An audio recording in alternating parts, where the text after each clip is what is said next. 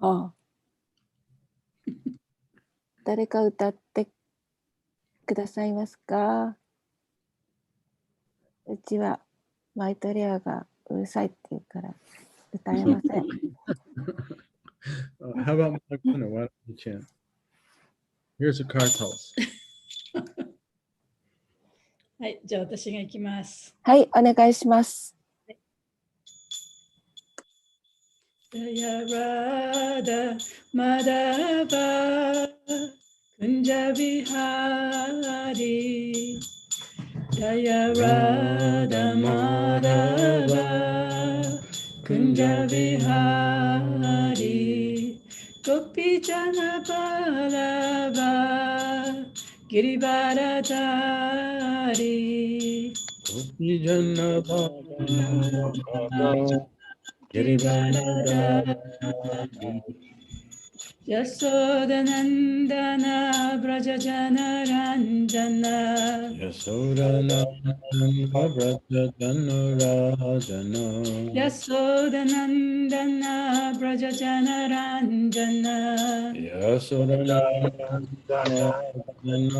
Rajana Yamuna Tira Vanachari Yamuna Tira Vanachari Jaya Radha Madhava Kunja Vihari Jaya Radha Madhava Kunja Vihari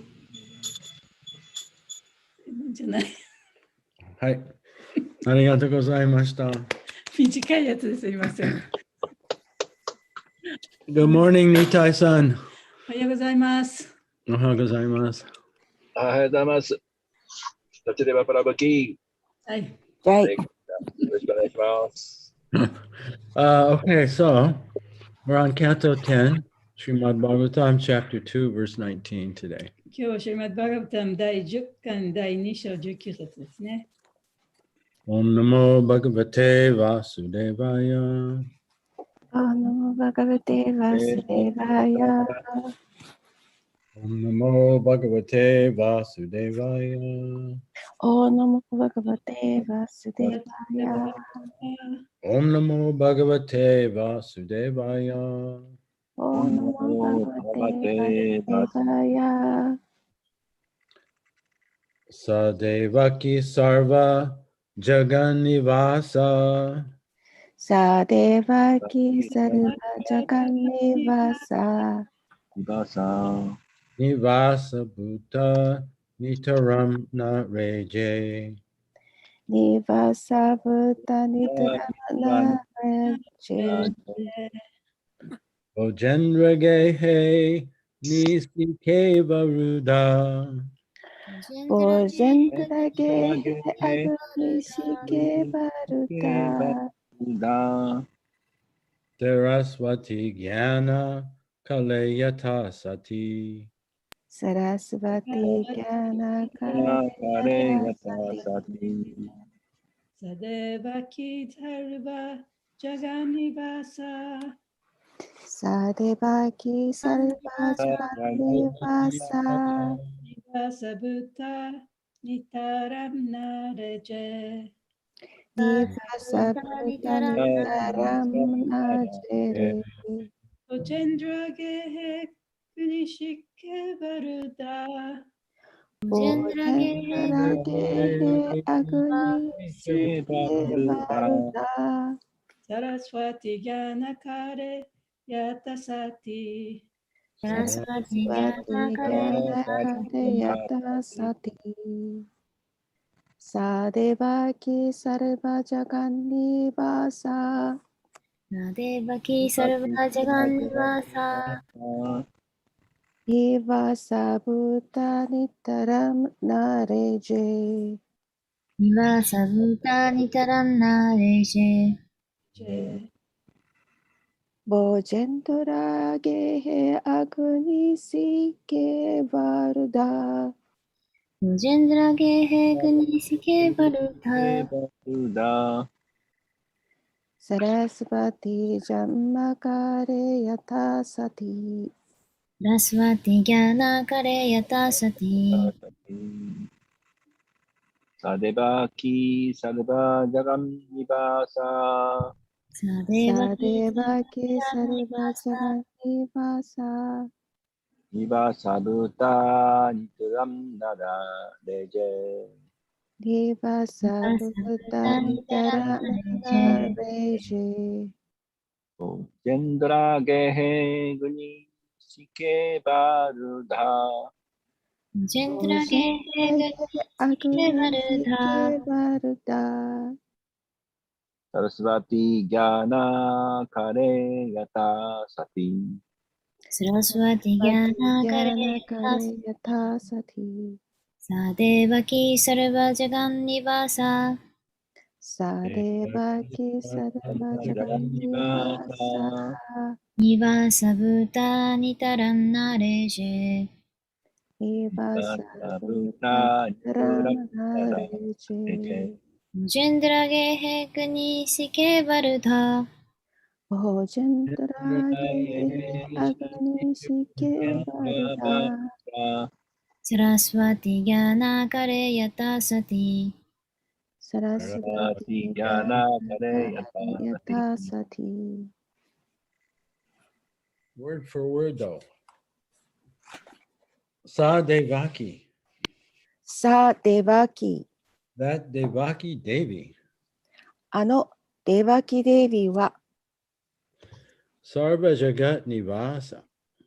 サルバジャカタニバーサ Of the Supreme Personality of Godhead, the sustainer of all the universes. Mat Shtani Sarva Bhutani. すべての宇宙の一者思考人格心のバッスターニサルバブーターニ Nivasa Bhuta. ニバーサブータ The womb of Devaki has now become the residence. デーバキーの子宮は今住居になった Nitaram. リタラン Extensively. 広大に Na. な Not. でない Reje.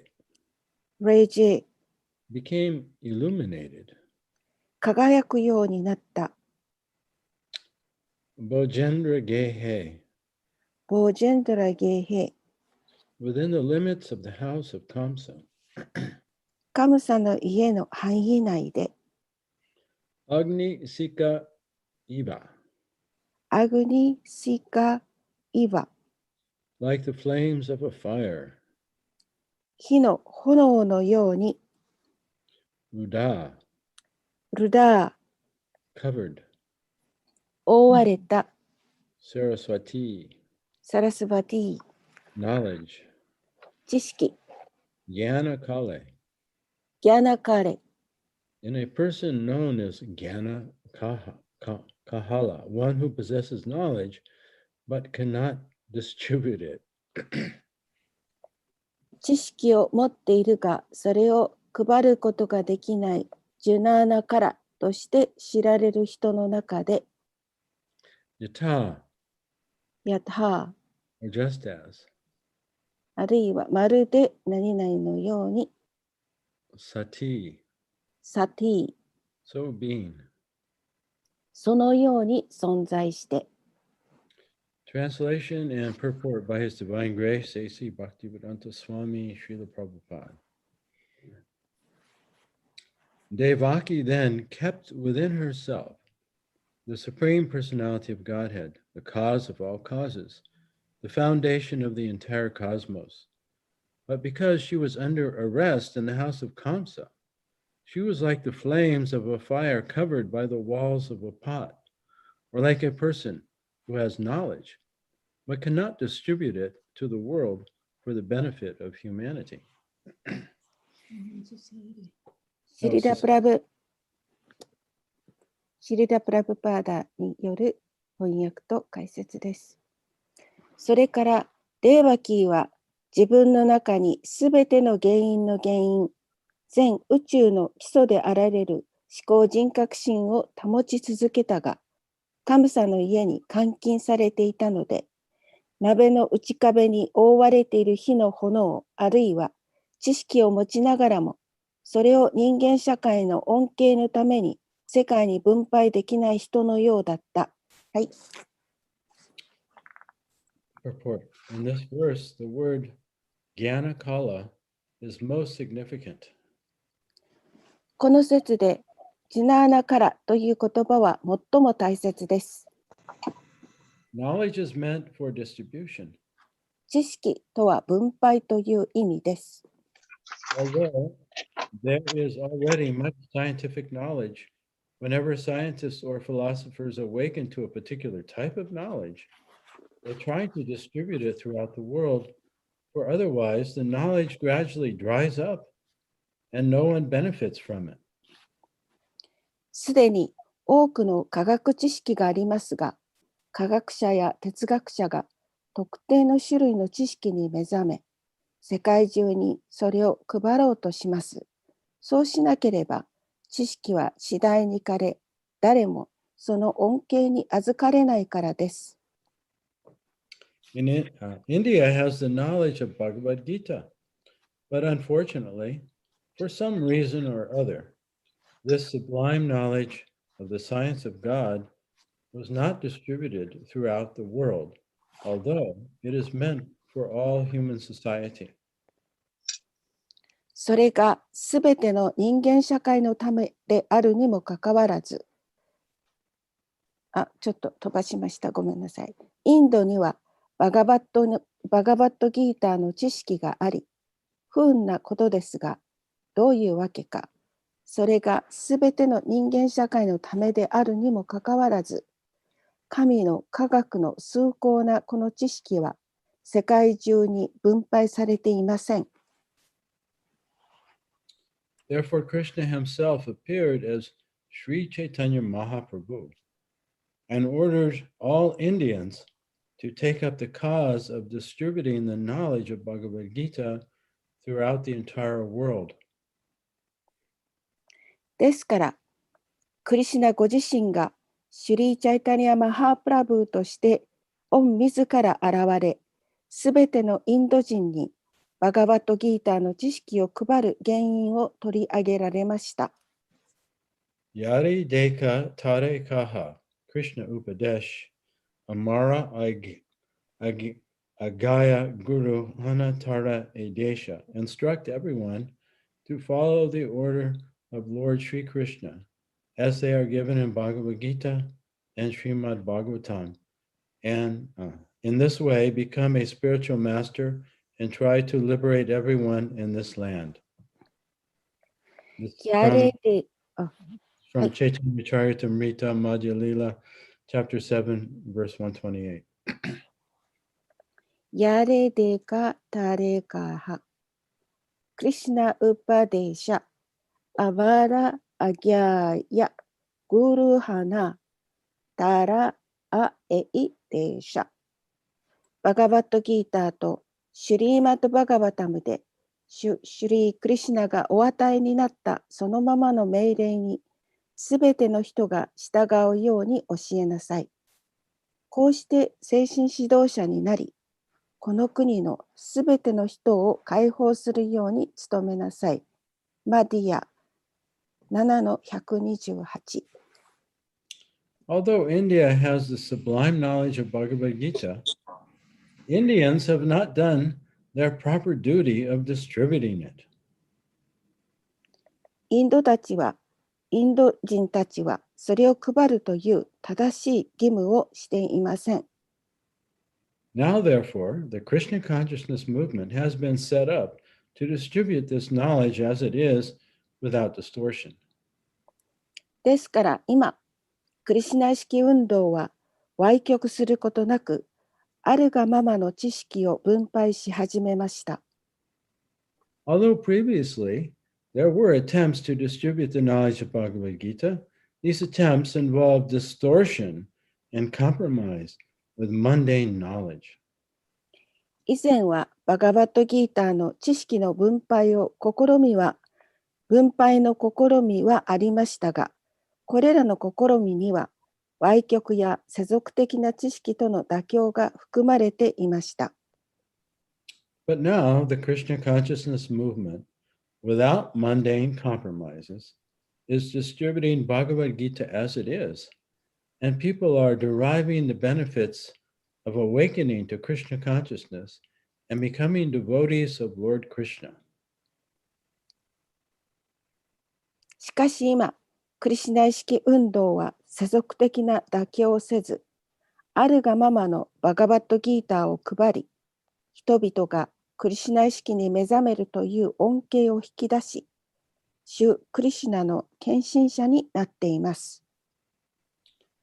Therefore, the proper distribution of knowledge has begun, by which not only will the whole world benefit, but India's glory will be magnified in human society. ですから、知識の正しい分配が始まり、それによって全世界の恩恵になるだけでなく、インドの栄光が人間社会に現れることでしょう。Kamsa tried to arrest the Krishna consciousness. Kamsa tried to arrest Krishna consciousness within his house, Bojendra Gehe, with the result that Kamsa, with all of his opulences, was later vanquished. カムサは自分の家の中、ボジェンドラゲーヘ、クリシュナ意識を取り押さえようとしましたが、後になってカムサはすべての法順とともに征服されるという結果になりました。Similarly, the real knowledge of Bhagavad Gita was being choked by unscrupulous Indian leaders, with the result that India's culture and knowledge of the Supreme were being lost. 同じようにバガバットギーターの真の知識は無節操なインド人指導者たちによって阻止され、インドの文化、そして思考の知識は失われているという結果になっています。Now, however, because Krishna consciousness is spreading, the proper use of Bhagavad Gita is being attempted.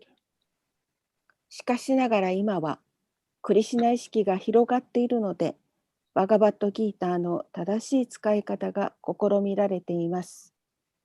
End of the purport. 解説終わります。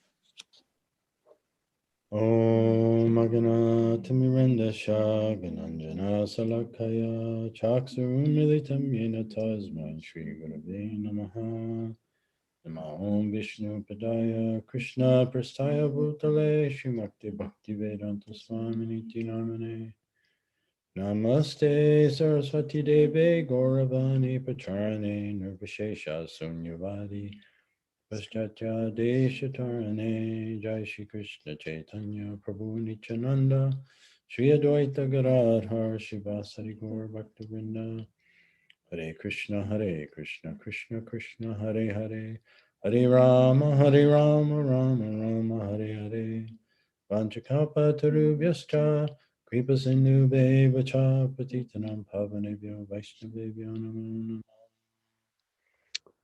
Good morning to all the devotees in Japan and China. 日本と中国のディボティの皆様おはようございます。So in the story here, Devaki has had 6 pregnancies. She's birthed 6 boys, and they've all been killed by Kamsa. でこの話の中でデバキは6人の息子を身ごもって彼らは皆カムサによって殺されていました。And Vasudev and Devaki were arrested by Kamsa and kept in prison. でバスデバもデバキもカムサによって投獄されていました。And Kamsa's other wives are living, Vasudev's other wives are living. They fled Mathura, they've gone to Vrindavan, and they're living under the shelter of Nanda Maharaj. でバスデバのその他の妻たちはマチョラから逃げ出して、ブンダービンに逃げていき、そしてナンダマハラージの保護のもとに暮らしていました。And then Lord Krishna instructed Yogamaya to move the seventh pregnancy of Devaki. And now she's pregnant a seventh time. で今度はそのデバキは7人目の子供を身ごもったんですけれども、クリシュナはヨガマヤにその7人目の子供を別のところに移すようにと言いました。And Lord Krishna told her, this is actually Shankarshan, my direct expansion. で、この7番目の子供というのは、自分のその直接の拡張体であるシャンカルシャーナだと。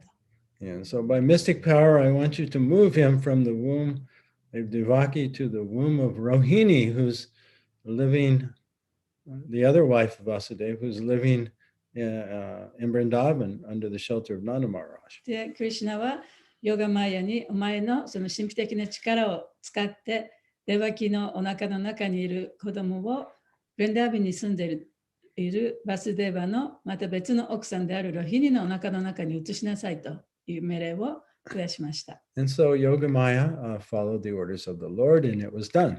で、そこでヨガマヤはその命令に従ってそうなったわけですね。And then Devaki appeared to have a miscarriage. で、そこでデバキはあたかも流産したかのように見えました。So, of course, Kamsa was temporarily relieved. で、カムサはその時ちょっと安心したんですね。Now, in this point in the story, Lord Krishna appeared in the mind of Vasudeva. で、このお話の今日のお話の中では、バスデーバのその心の中にクリシュナが現れたと。Because of the presence of Krishna within his mind and heart, he appeared very effulgent. で、クリシュナが彼のマインドと心の中に現れたために、その彼がとてもその光り輝いて見えたわけですね。No one could even look at him or approach him. He was completely protected by the energy of the Lord. そして、主のエネルギーによって完璧に守られていたために、誰も彼に手をつけることはできませんでした。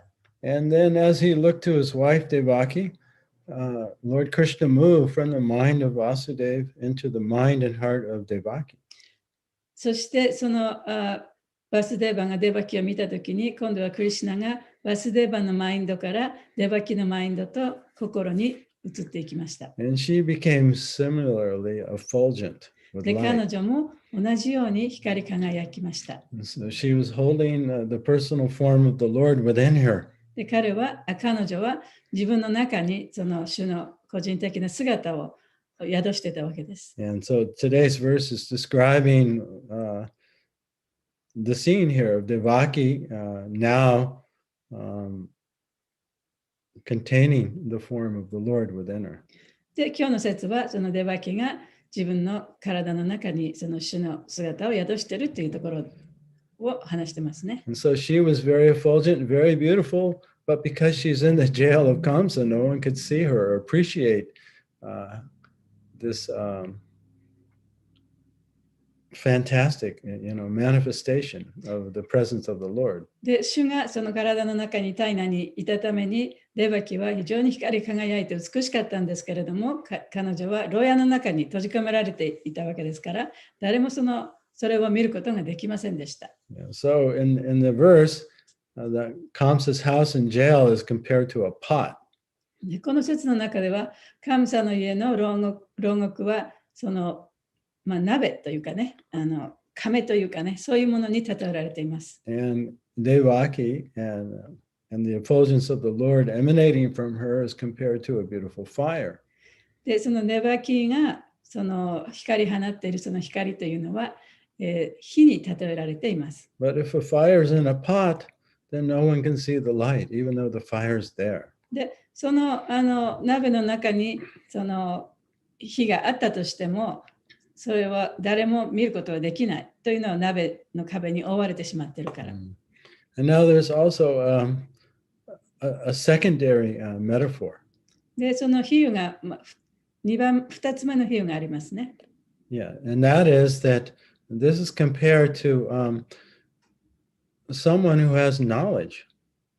でそれはその知識を持っている人に例えられています。but isn't able to share that knowledge and benefit others. で知識を持っているにもかかわらず、それを他の人にシェアすることができず、他の人のために使うことができない。でそういう比喩もなされています。And so the word here is Gyana Kala. でここで使われている言葉はギャーナカラと言いますね。And Prabhupada, he begins the purport by saying Gyana Kala is the most significant. で、ここでプラバパートはそのギャーナカラという言葉は最も大切な言葉だというふうに言っています。Yeah, so basically the purport is about how important it is to distribute spiritual knowledge to others. で、この解説の方では、プラバパートはこの精神的な知識を人々に分け与えるということがどんなに大切なことかということについてお話ししています。And as Prabhupada is explaining in the purport, the highest spiritual knowledge that humanity has is Lord Krishna's teaching in Bhagavad Gita. で人間がその持っている最高の知識というのは、バガバッドギーターの中に書かれて、バガバッドギーターの中でクリシュナが教えている言葉であるというふうに言っています。And that this teaching originates in India, and in that respect, India is glorified. で、この教えというのはそのインドから始まったものなので、その観点からすると、インドも称えられるべきだと。But even though Bhagavad Gita, the knowledge of Bhagavad Gita originated in India, and India is glorified because of that, the knowledge of Bhagavad Gita is actually for humanity at large. で、そのバガバッドギーターの知識というのはインドから生まれて、で、そこから配られるものなんですけれども、It's meant to benefit humanity. しかし、その It インド人 doesn't belong to Indians. インド人だけのものではなくて、それは人間社会全体のものなのです。Yeah, so knowledge is meant to benefit everyone, not just those who can pay for it. だから知識というのはね、その知識に対して代償を払える人だけのためのものではなくて、すべての人のためのものなのだと。That's a big argument, they're having right now because of the technology that made the most effective vaccines against the coronavirus. それは今ね、世界でも大きな問題になっているんですけれどもね、例えばそのコロナの病原菌をね、殺すためのワクチンがありますよね。Yeah, so this technology was invented in America and in Britain. で、そのテクノロジーはアメリカとイギリスでね、一応発見されたもので It's す。a mRNA technology. mRNA っていうテクノロジーですね。 It's a brand new で、 technology. それは本当に新しいテクノロジーなんですね。 And it made this vaccine 90% effective against all the variants of coronavirus. で、このワクチンはすべてのコロナ菌のいろんな株がありますよね。それにちゃんと対抗できるようなものなんですね。Yeah, and so even now, those who have been vaccinated and boosted, even if they get infected, they're much less likely to need hospitalization and much less likely to die. Most people that are dying and are in hospitals are the unvaccinated. で、だからちゃんとワクチンを2回打って、でブースターをね、ちゃんと打った人、3回打った人っていうのは、たとえコロナ菌にやられたとしても、重体にならなくて済む。しかし、今ここで病院の中でね、重体になって亡くなっている人は、ほぼワクチンを打ってない人がやっぱり大部分ですよね。Yeah, and the vaccines that have come out of China and come out of Russia and other places, they're using the old technology. で、中国のワクチン、あるいはロシアのワクチンというのは、昔のね、テクノロジーを使ってるんですね。In some cases, they're not even 50% effective. だからそれはケースバイケースですけれども、50% も効果がある、効果が50% しかない、50% しか効果がないと言われています。Yeah. So there's been so much pressure on the American and British pharmacological companies that have made, the Pfizer and the Moderna vaccine to give this technology to everyone freely. だからアメリカとイギリスのこのファイザーとね、マドルナのワクチンを作った化学薬品の会社ですね。その会社にその作り方をね、みんなに教えてくれという、そういうすごいプレッシャーがあるんですね。But they've refused でも彼らはそれを拒否しました。 because they don't want to lose money. というのは、ね、自分にお金が入ってこなくなるからですよね。It's a kind of Gyanakala. それは、まあ、一種のギャーナカラと言えるかもしれません。 Yeah, and of course, this technology can be used in the future for many other, actually, to fight cancer and many things. でもちろんこのテクノロジーというのはその将来的にね、そのがんに適用されたり、他の病気にも使えるものかもしれません。Yeah, so the knowledge in Bhagavad Gita is really the cure for the material disease of Maya. で、このバガバドギータの知識というのは、マヤの病を治す薬です。And it's the most valuable thing to all of humanity. そして、その人間社会にとって一番大切なものでもあります。But for years, it was just kept in India. でもこう何年間もね、もうずっとそのインドの中だけにとどまってしまいました。 And even those who brought it out of India, they didn't bring it out in its pure form. で、それをたとえ配ろうとしてインドの外に持ってきた人たちもいるんですけれども、その純粋な形でのバガバドギータの知識というのは持ってこなかった。 Once Prabhupada was asked by a reporter why he translated a new version of Bhagavad Gita because there are already so many other translations out. で、ある時ね、そのレポーターの一人がプラバパダに、もうたくさんこのバガバドギータの翻訳したものはあるのに、またなんでね、あなたがこうやってバガバドギータを翻訳したんですかと聞かれた時がありました。 And he said most of the translators didn't translate Krishna's exact words. They interpreted, they contaminated it with their own interpretations, and therefore their Bhagavad Gitas didn't make any devotees of Krishna. で、彼らがその翻訳したバガバドギータというのは、純粋な形でのその知識を伝えてこなかった。自分の考えをそこに入れて翻訳しているので、そういったバガバドギータでは誰もクリシュナのディボーティになる人はいなかったと言っていました。 Because that's the ultimate teaching of Bhagavad Gita is that's once you give up all religions and just surrender unto me. で、バガバドギータ、クリシュナのその教えというのは、その究極的なところ、最終的なところは、すべてのその知識を捨てて、私に身を委ねなさいということですよね。 And me is the cause of all causes, Lord Krishna. で、その私というのは、原因の大原因であるクリシュナということですね。 Yeah, so these other Bhagavad Gitas, people read them, but they don't get that clear instruction by Krishna. で、その他のバガバドギータ、プラバパーダのバガバドギータ以外のバガバドギータを読んだ人たちっていうのは、その結果をね、その結論をね、ちゃんと理解することができなかった。Yeah. So why is it that for so many years Bhagavad Gita was in India but didn't come out of India to benefit the world? じゃあなぜね、そのインドにバガバドギータの知識がありながら、それがそのインドの外に出てこなかったんでしょうか。 So at the end of the purport, Prabhupada attempts to answer that question. で、解説の最後のところでプラバパートはそれに対する答えを私たちに与えています。He says, similarly, he says, just as Devaki was kept covered and unseen to the public by Kamsa, locked away by Kamsa in his jail. で、それはちょうどデバキがカムサによって投獄されて、他の人たちからこう見ることができなかったように、He said, similarly, the real knowledge of Bhagavad Gita was being choked by unscrupulous Indian leaders. で、そのバガバドギータの本当の知識というのは、そういう無節制な、インドのリーダーたちによってね、隠されていたと、阻止されていたと。Yeah. With the result that India's culture and knowledge of the Supreme Being were lost, で、そ were の being lost.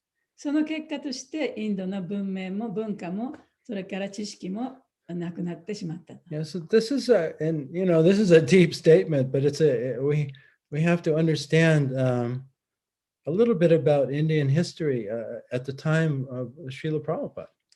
で、これとってもね、そのヘビーな記述ですけれども、プラバパートがいらした頃のそのインドのね、社会情勢っていうのをやっぱりちょっと考えてみなければなりません。 And so Prabhupada is born in 1896. プラブパトは1896年、 1896.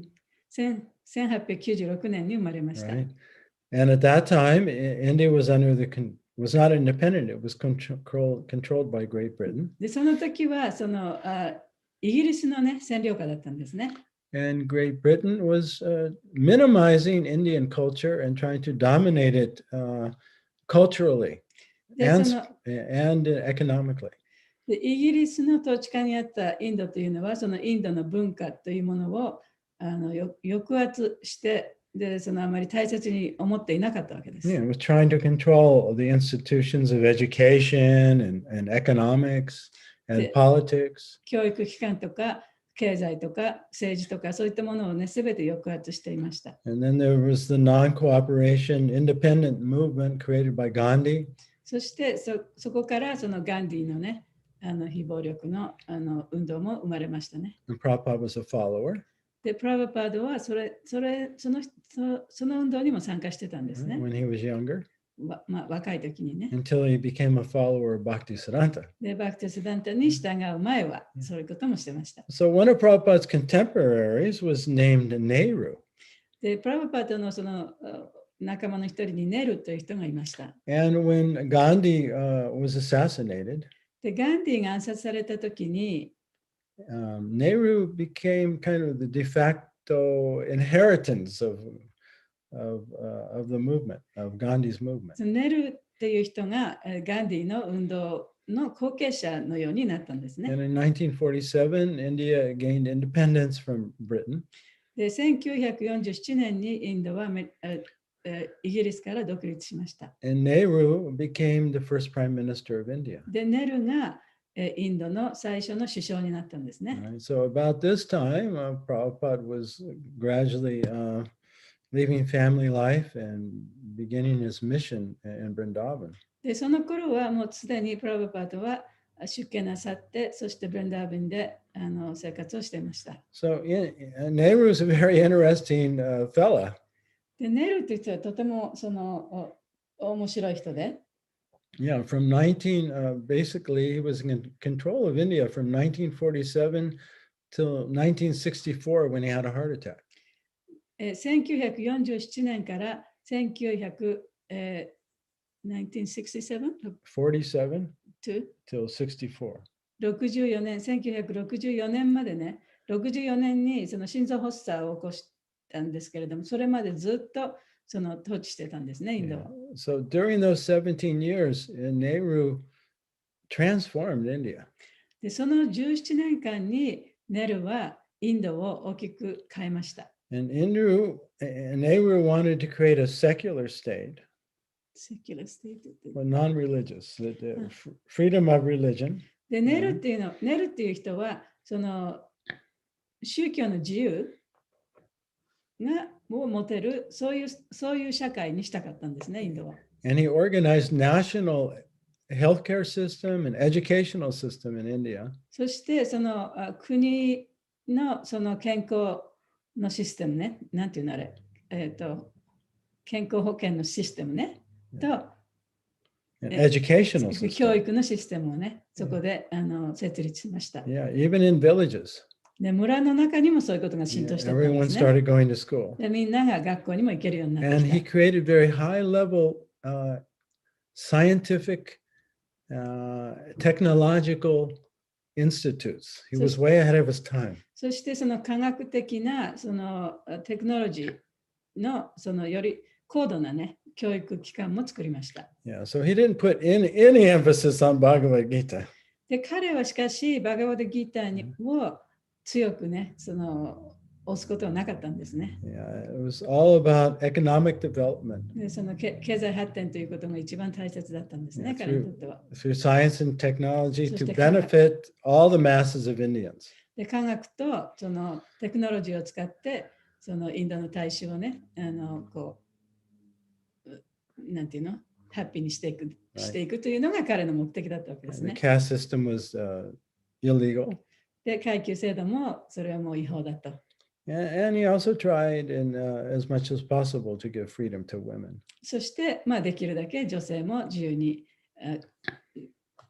いろんなことができるようにと、そういうこともしていきましたね。Yeah. So the thing is Nehru's vision for education is pretty interesting because he emphasized math and science and research and technology. で、そのネルが持っていたその教育というものに対する見方というのは非常に面白いもので、科学とかテクノロジーとかそういったものを非常に強く推進していったわけです。Yeah, so in this way, especially the elite and the higher educated, they became, I wouldn't say they became atheists, but their whole goal and their whole focus was on economic materialistic advancement. より高い教育を受けたそのエリートの人たちはね、無神論者とは言いませんけれども、彼らがその経済的により発展していくということが目的となってしまったんですね。And because of the previous influence of Britain on the Indian population, the more elite intellectuals of India, they thought of India's historical teachings like Bhagavad Gita as more not valuable or even mythological. で、そのイギリスのその影響もあって、そのテクノロジーとか科学とか、そのエリートたちのね、そういった人たちは、インドのね、もともとあった文化とか、バガバダギータの知識というものがそんなに大切なものだとは思わなくなってきてしまいました。So when Prabhupada first tried to establish ISKCON in India, プラブパートは最初にそのインドにね、イスコンを設立しようとしたんですけれども、but he didn't make any progress. で、あまりそこで発展していかなかったんですね。So then he came to America. そしてプラブパートはそれからアメリカにやってきました。Along with the pure teachings of Bhagavad Gita and Srimad で、 Bhagavatam. バガバディギーターとシリマッド・バガバタムの純粋な教えを携えてアメリカに来たんですね。And he established the pure teachings of Krishna for the first time outside of India. そして初めてインドの外でそのクリシュナの純粋な教えというものを教え始めました。Right? To common everyday Americans. 普通のアメリカ人にですね。So the majority of Prabhupada's disciples during his time, during his presence, the majority were Americans. でプラババダがこの西洋に来てこのクリシュナ意識を始めた最初の頃の大体の人たちっていうのはアメリカ人だったんですね。Yeah, and so there were a few, maybe 100 temples around the world when he passed on. で、亡くなった頃には100以上のお寺が世界中にありましたけれども、And Prabhupada just had a little foothold in India, really, in Mayapur and in Vrindavan and Bombay. で、プラババダその時にブレンダーベンとマヤプーラとそれからボンベイのお寺がほんの少しずつインドにね浸透していったっていうその頃でしたよね、亡くなった時は。At that time, really insignificant. で、その頃にはまだまだそんなに大きなことではなかったんですね。A few Indian disciples. で、インド人の弟子も少ししかいなかった。Yeah. And a few European. それからヨーロッパ人。Yeah, and hardly any Russians. で、その頃はロシア人のディボティもあまりいなかった。Basically, at that time, it was the American Society for Krishna Consciousness, not international. で、その頃は、今ね、クリシュナ意識国際協会って言いますけれども、その頃はクリシュナ意識アメリカ、ね、アメリカの人たちのためのクリシュナ意識みたいな感じになってたんですね、最初の頃は。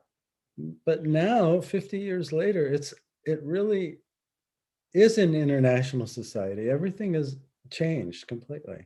それからね、50年ぐらい経って、もうすべてのことが大きく変わってきました。And でそしてそれがもう本当に世界中の人のためのものになっていきました。And in fact, I find a little bit of irony as I read this purport. で、この解説を読んでちょっと皮肉に思うことがあるんですけれども。Because if we took a census in ISKCON today, 例えばイスコンでもってその国勢調査みたいなことをしたとしたら、we went to every center, で今あるね、そのセンターのところ全部行って、right? And we collected the names of all the different で、 devotees ディボ there. ティの名前をね、全部こう書き出したとしたら、 And not so much the center, but the congregation, right? でまあ、そのお寺に住んでる人だけじゃなくて、その周りにいるディボティもそうですね。How many devotees in the world do you think there'd be that would say, I'm a member of ISKCON? で、その中で、私はイスコンのメンバーですよっていう人は何人いるでしょうか。 Yeah. And then of the total membership, how many would you say are Indian? で、そのメンバーの中で、一体インド人の人は一体何人ぐらいいるでしょうか。 Even those living outside of India. もちろんそういうインド人って言っても、インドの中に住んでる人たちだけじゃなくて、インドの外に住んでるインドの人もそうですけどね。I would say that the majority, majority meaning more than 50% of the congregations around the world outside of India in ISKCON are Indian.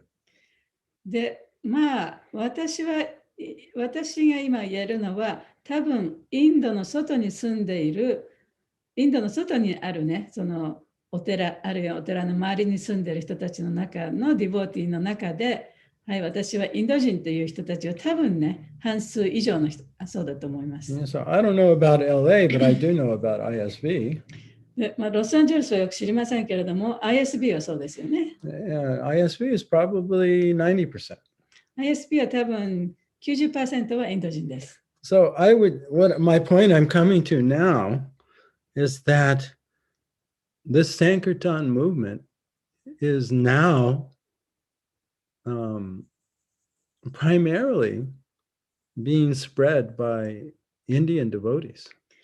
で、だから今私が言おうとしているのは、このサンキュルタン運動っていうのは今はね、もうすでにその主にインド人によってこのサンキュルタン運動が広まっていると言ってもいいかもしれません。Yeah, of course, it wasn't like that 50 years ago. でも50年前はそうじゃなかったですね。But now, even outside of India, many of the centers are either managed by Indians or the majority of the congregation that are distributing all of these books and supporting book distribution in so many different ways are originally born in India or they're born of parents that were born in India.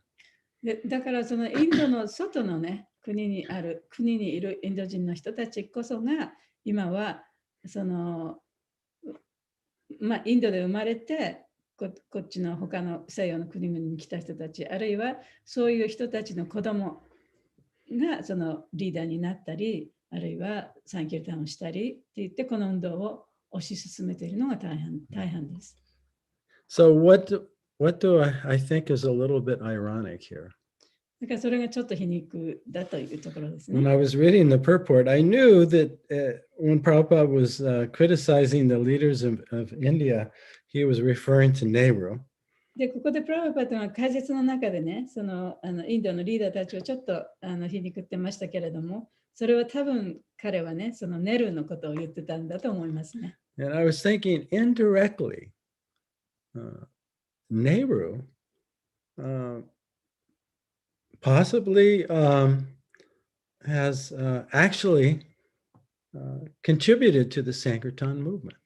でも私はそのネルは間接的にね、もしかしたらこのサンキュルタンムーブメントを、サンキュルタン運動をね、に関わっていたのかもしれないと思うんですね。Now you may think this is a little bit of a stretch.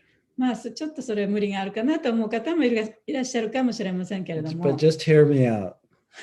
ちょっとだけ聞いてください。It's very interesting. If you look in America today, a lot of the economic leaders and the scientists in medicine and in technology and in engineering active today in America are Indian born. で、今ね、そのアメリカの社会を見たときに、このアメリカの中の経済とか、それから科学とか、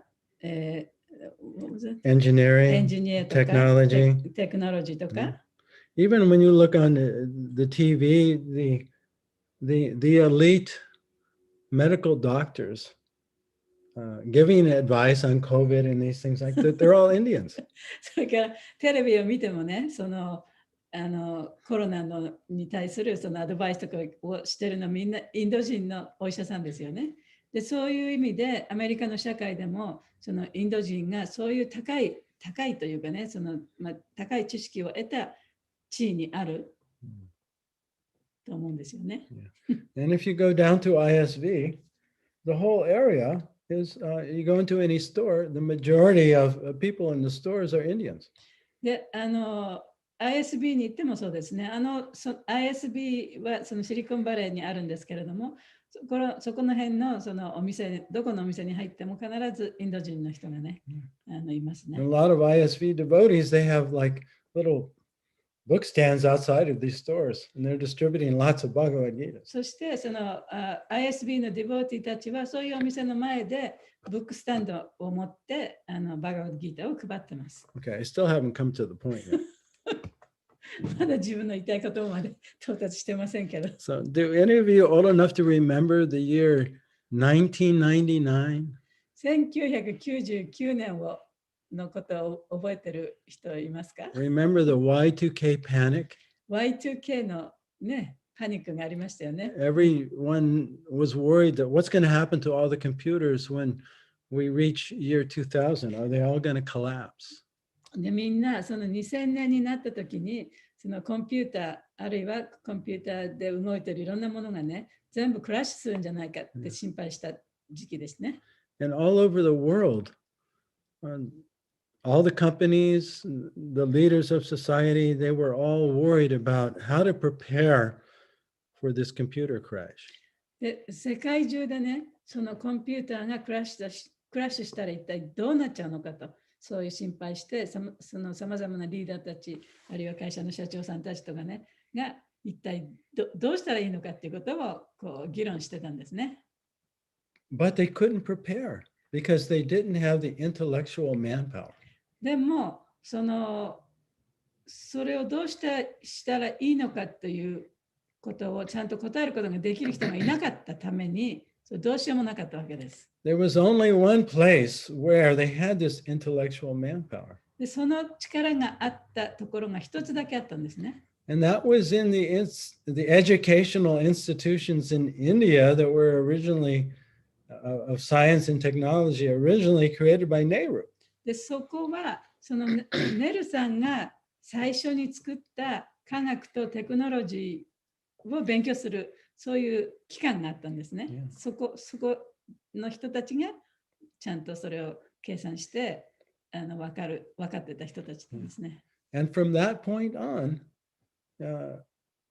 Indian, highly educated Indians have been immigrating to countries all over the world, especially America and Europe, even in China and Japan. でその時点からより高い教育を受けたインド人たちがアメリカとかヨーロッパとか日本とか中国とかねそういう国々に移住してきました。And many of them have become members of the Sankirtan movement. そしてその中のたくさんの人たちがねサンキュータン運動のメンバーに一員となりました。And they are the main distributors of Bhagavad Gita outside of India. そして彼らこそがインドの外でバガバッドギーターを配るメインの人となってたんですね。Yeah, so they've come to fulfill the order of Lord Chaitanya. そしてチャイタニア神の命令を満たすそういう人になってたんですね。Which was to distribute the teachings of Lord Krishna in Bhagavad Gita to everyone outside of India. で、その命令は何かというと、インドの外でもってこのクリシュナの教え、バガバッドギーターの教えを配りなさいというそういう命令だったんですね。So in this way, Nehru, even though it wasn't his intention, has, in a sense, assisted the Sankirtan movement. だからある意味ではね、ネルのやってきたことっていうのはサンキュータン運動を推し進めたことになるかもしれません。And if it wasn't for the Indian devotees that have left India and are now living in foreign countries, I think that,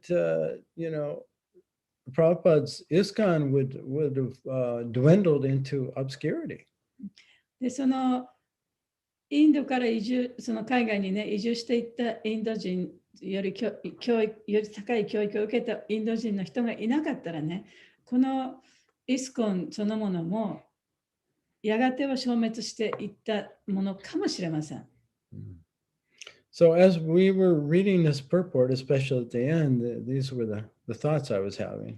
で、今日の解説を読んでね、その最後の部分特に読んで、こういうことを私は考えました。Yeah. So if we have knowledge, but we can't share it with others, even materialistic knowledge, if people can't benefit from it, it's such a pity, really.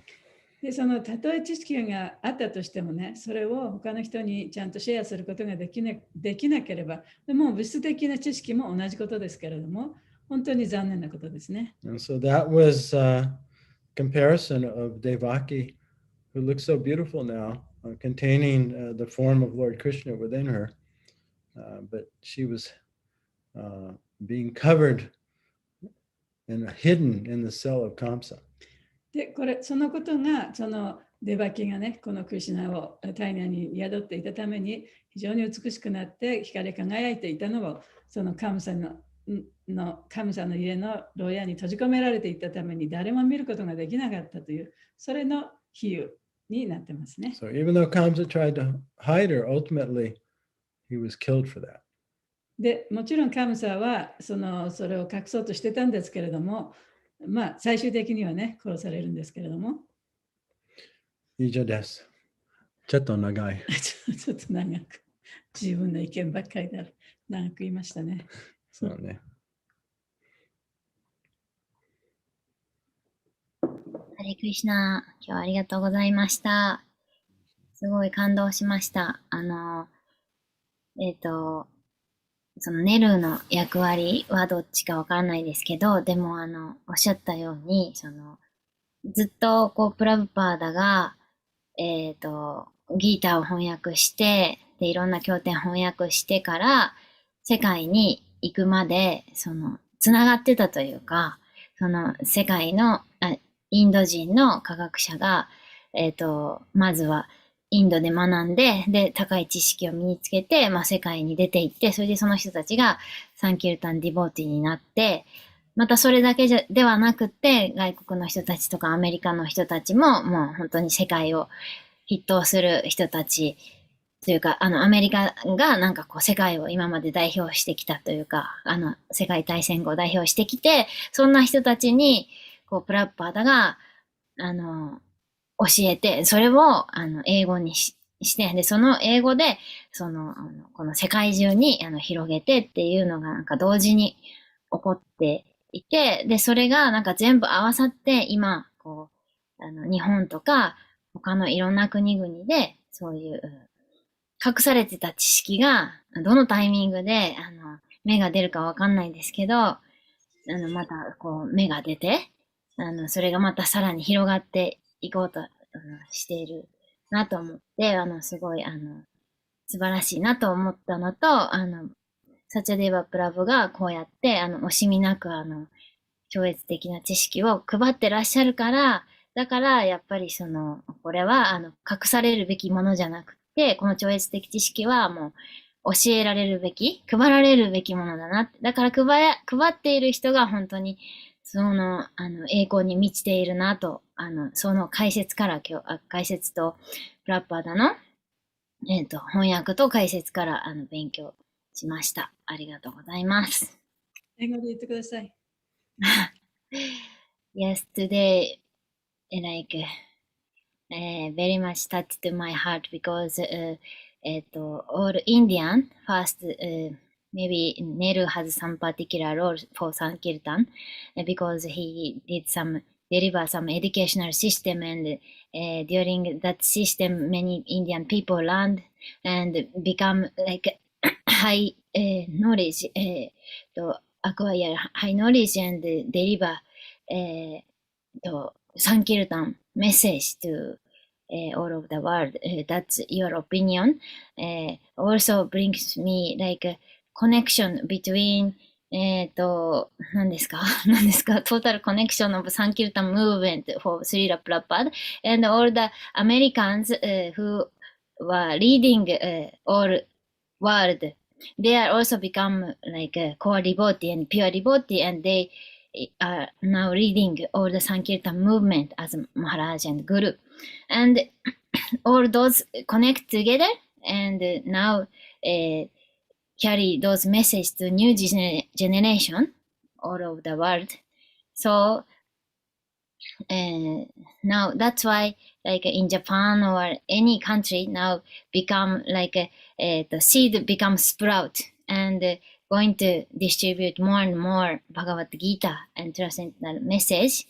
So that was very impressive for me. And second, Satyadeva Prabhu is always delivering this transcendental message to others and by freely. That's why that kind of devotee is very glorious. That's why we should follow those footsteps.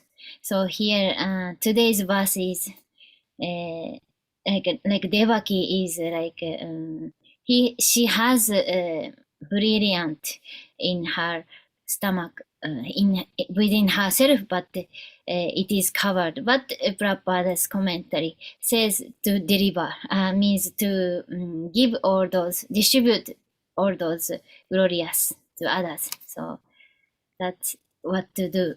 Like for me, I have to also distribute. Thank you very much. Very good. ありがとうございます。両方で日本語と英語で。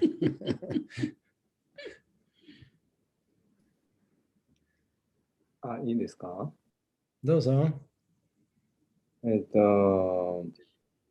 日のお話聞いてて、一番思ったのはやっぱ、もうクリシュナのプランは本当にやっぱ理解できなくて、常に、僕らはその部分しか捉えてなくて、で、その部分、捉えた部分の中で、これが正しい、これが間違ってるとか、こうジャッジしてるなっていうのがこう改めて、僕自身いつもそうなんだなっていうのが感じたんですけど、っていうのはそのまあ、現状今クリシュナ意識、運動がこう、ね、たくさんのインド人によってこう広められているっていうことで、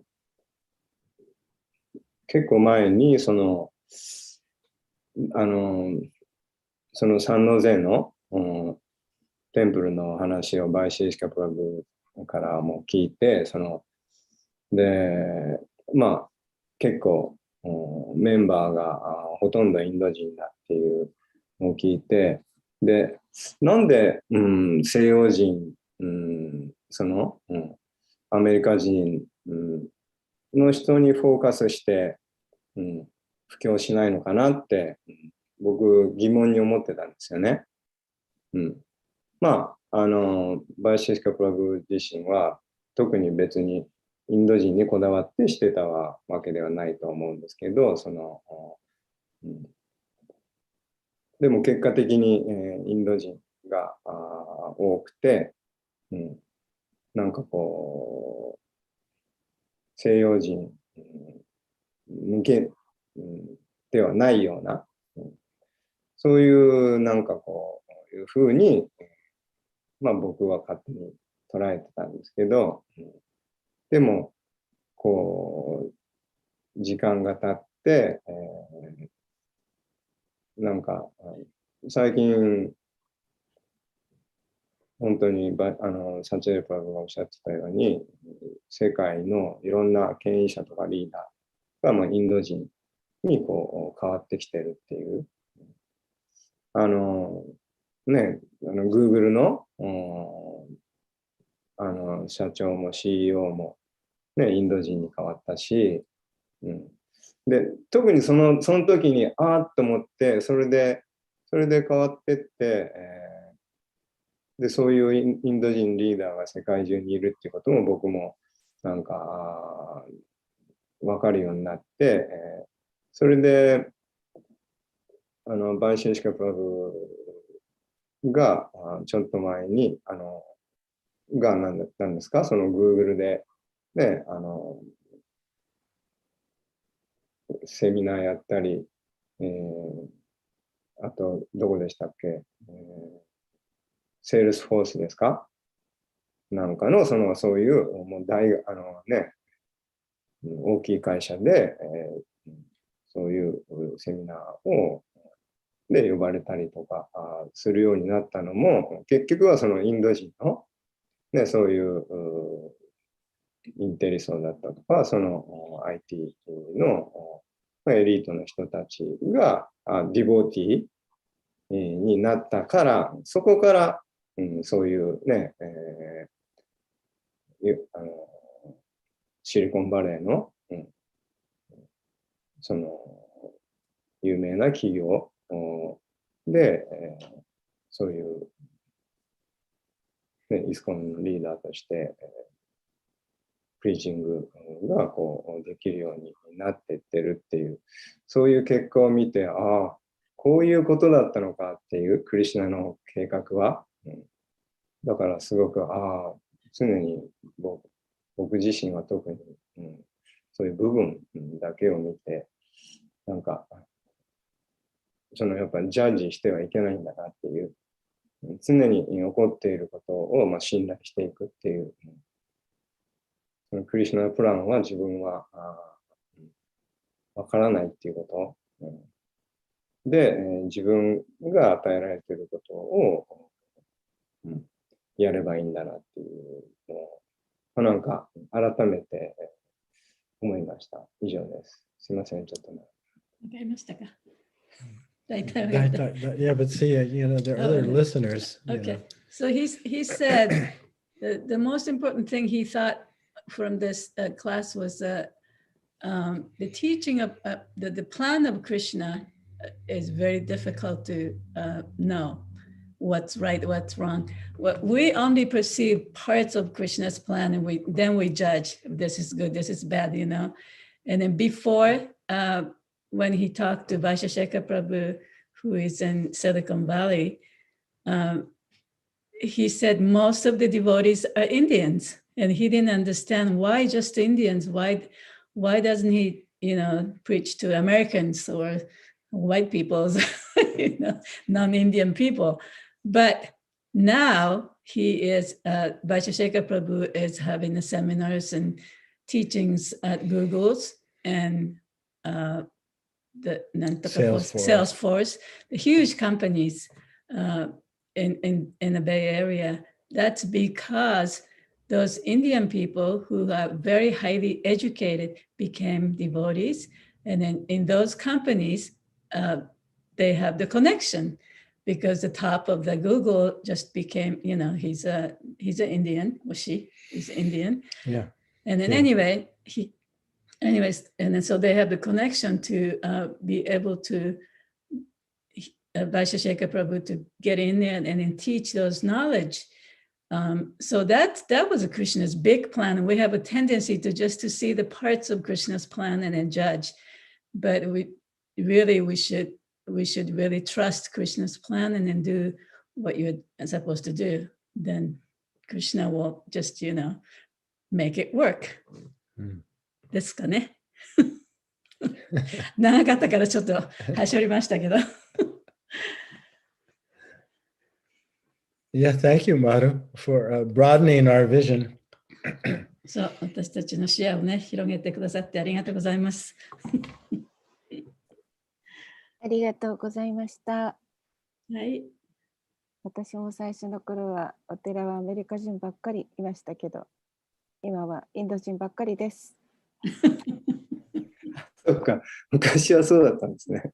そうですね。アメリカ人ばっかりで。アメリカ人がほとんどで、インド人は大使館の人とか、ジュエリーの人とか、そういう人たちで、あとはアメリカ人の人が来て、日本人がいて、そういう感じでしたかね。そうですね。やっぱクリシュナ・チャンドラ・プラブが来てから変わったんですね。そうですね。変わっクリて。シュナ・チャンドラ・プラブが来うん始めて、そこあかららそう変わりましたね。インド人ばっかりだと思って、で、思ったことが、それがね、ちょっとこう同じになるかどうかわかんないんですけど、私が入った頃の80年代っていうのはアメリカがまだ経済的勢力を持ってた。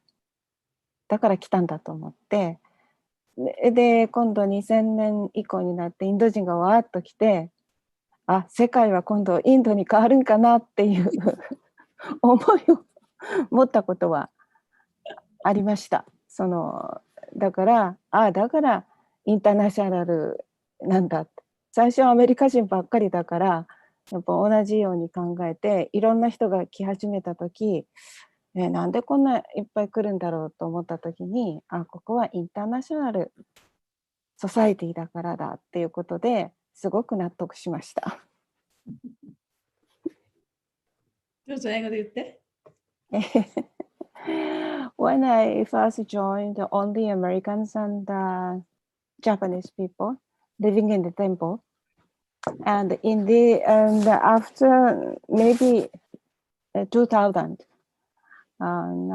when I came to the temples, maybe 10 years after I left the temple, then I found so many Indians. So I was so much astonished. Why so many Indians? And sometimes another countries like Achuta, Russians. So I thought, why so many foreigners? And I couldn't find out American. So, but I was so much astonished and something like irritated by that. Why not? Why not? It is almost changed. So I thought, and at 1980s, the economic power of USA was very strong, and Japan also, because of bubble, and very strong. And after that, then after 2000, the economic power was changing, I thought.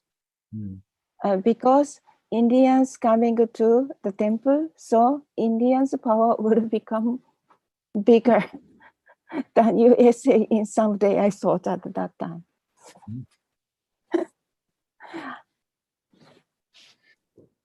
Yeah, so, I'm not saying good or bad. I'm just making an observation. That's all. その状態がね、いいとか悪いとか言ってるわけではないんですけれども、ただ、そういうふうに見えるというね、私から見たらこうじゃないかなということを皆さんにお話ししたわけですね。Yeah, well, Nehru has had a part in this. だからネルさんもね、やっぱりこのサンキュータン運動にちょっと加担したところがあったんじゃないかなと思ったわけですね。And so there have been so much changes in 50 years. Right? この50年間いろんな変化がありましたけれども。So who knows the next 50? If ISKCON still, is around, it will probably be very different than it is now. で、もしイスコンがずっと続いていくにしてもね、あと50年間でどんなふうに変わっていくか、それ誰も分かりませんね。That's the nature of, religious institutions. And それが、その宗教組織の、本質というかね、体質というか、そういうもんですね。They almost always start out as small cults, and then if they survive, they become something more substantial. 最初はね、やっぱり大体はその新興宗教みたいな形でスタートしていくんだけれども、それがちゃんと持続していくことができればね、どんどんこう変わっていって、そういう組織になっていくかもしれないですね。大きな組織になっていくかもしれないです。But I think today I will leave on thinking what Maru said. でも今日はね、マルさんがおっしゃったこと、そこのところをやっぱりね、ちょっと皆さんに考えていただきたいと思います。And that is that we should do our part and just do the best we can and have faith in Krishna. それはそのクリシュナのことを信じてね、自分がやるべきことをちゃんとしていけばいいんだということです。And be grateful that we have this knowledge and that we've been able to, live our life as best we can according to Krishna's teachings. で、私たちはこのね、本当に幸運にもこのちゃんとした純粋な知識をね、受け取ることができた。そしてそれを使って最善を尽くしてね、この人生を生きていけばいいんだということですね。And do our best to share it with others. そして他の人にこの知識をシェアするのを一生懸命やればいいんだと。Then we can go to our life review peacefully. そしたら走馬灯死ぬ時の走馬灯が来てもね、ちゃんとこう平穏に見ることができるでしょう。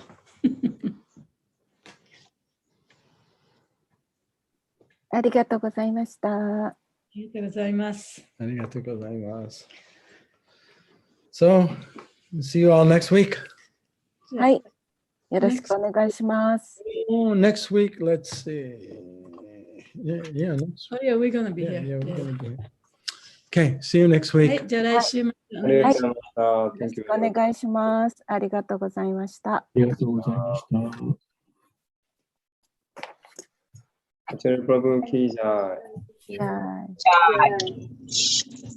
光り輝く来る。五光がさして。ちょっと笑っちゃう。ありがとうございました。ありがとうございました。ありがとうございました。いつも車ですね。私ですか？そう今日はあれマスクしてない。そう、今日マスク忘れちゃったんです。子供をいつも送っていって、その間、子供と一緒に聞いたりとかしてるんです。そうなんですね。はい、わかりました。ありがとうございます。ありがとうございます。いいえ。